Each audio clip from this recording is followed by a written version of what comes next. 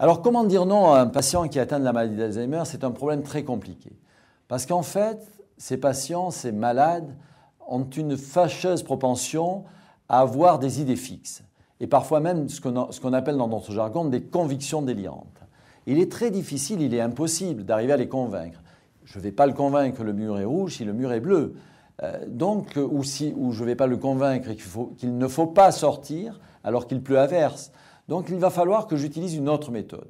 Et là aussi, la méthode de communication est plus importante pour le calmer, pour l'apaiser, que tous les médicaments de la Terre.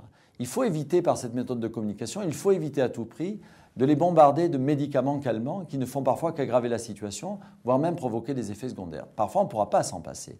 Mais dans la mesure du possible, on va essayer d'éviter, en communiquant bien, de leur donner trop de médicaments calmants. Alors comment dire non? La première règle, c'est d'abord de détourner son attention. Mais en détournant son attention vers une autre activité, il faut également que moi, l'aidant, moi, le proche du malade, j'adhère à ce que je fais. Si je lui dis « viens, allons ranger la table » et que je le dis en le regardant dans les yeux, il n'ira pas. Tandis que si je me tourne vers la table et que j'attrape l'assiette et le verre et que je range avec lui et que nous faisons ensemble quelque chose, donc que j'y mets de la conviction comme tout bon acteur de théâtre, à ce moment-là, j'arriverai peut-être à détourner son attention.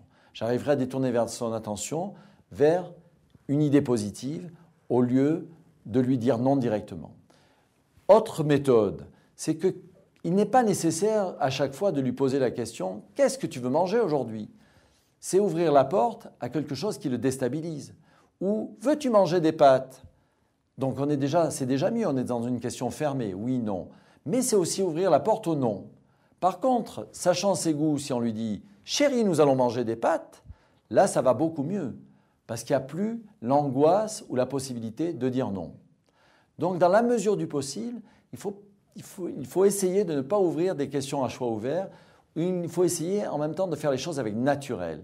C'est-à-dire que dès qu'on ouvre la porte à l'opportunité de dire non, c'est à moitié perdu.